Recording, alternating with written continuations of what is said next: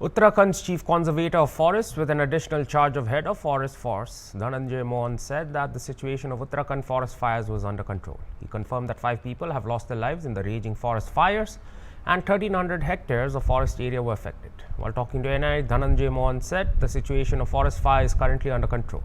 Forest Department personnel are reaching on time at the accident spot. So far, 388 cases have been registered in forest fires and 60 cases have been named. 5 people have lost their lives. Out of them, 4 were from Nepal and working in Almora. The other deceased is an aged woman who lost her life in Pauri.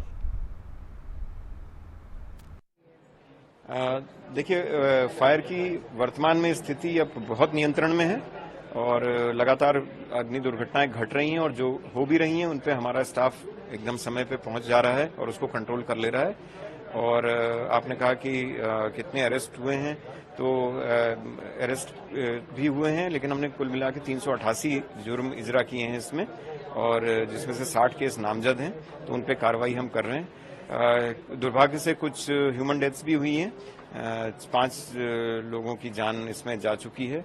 उसमें 4 नेपाली मूल के श्रमिक थे अल्मोड़ा में, और वो कुछ लीसा कूप में काम कर रहे थे, और लीसा भी बहुत ज्वलनशील होता है, तो संभवतः वो समझ नहीं पाए आग की विभीषिका को और उसमें फंस गए।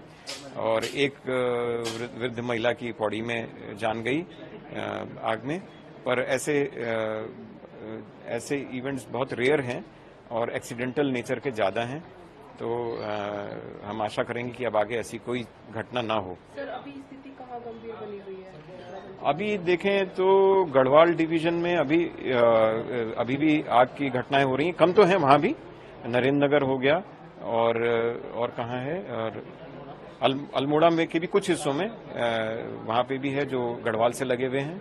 तो ये कुछ क्षेत्र हैं जहां पे अभी भी थोड़ी आग की समस्या बनी हुई है। जी, आज मुख्यमंत्री ने 17 कर्मियों को भी लापरवाही के इसमें कार्रवाई हुई है। देखिए, ऐसा है कि ये स्थानीय स्तर पे, डीएफओ स्तर पे कार्रवाई होती है।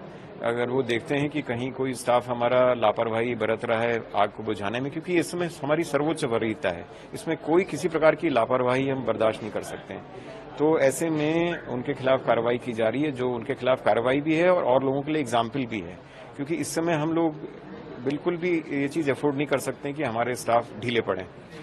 तो इसलिए ये कुछ कार्रवाई की गई है, जिसमें 17 लोगों के खिलाफ, जिसमें 10 लोगों को निलंबित किया गया है, कुछ को संबद्ध किया गया है, कुछ के खिलाफ और कार्रवाई की गई है। तो आइडिया यही है कि हम लापरवाही का कोई स्थान नहीं है इस समय वन विभाग में, वनाग्नि नियंत्रण में। सर, अभी जो स्थिति है, कितना नुकसान अभी तक वनों को हुआ है? हमारे करीब 1300 हेक्टेयर का क्षेत्र है जो वनाग्नि में प्रभावित हुआ है, और बाकी उसके साथ जो जुड़ी हुई पारिस्थितिकी और थोड़ा प्रदूषण का ये सब समस्याओं से जुड़ी हुई हैं, तो वो सभी नुकसान हुए हैं।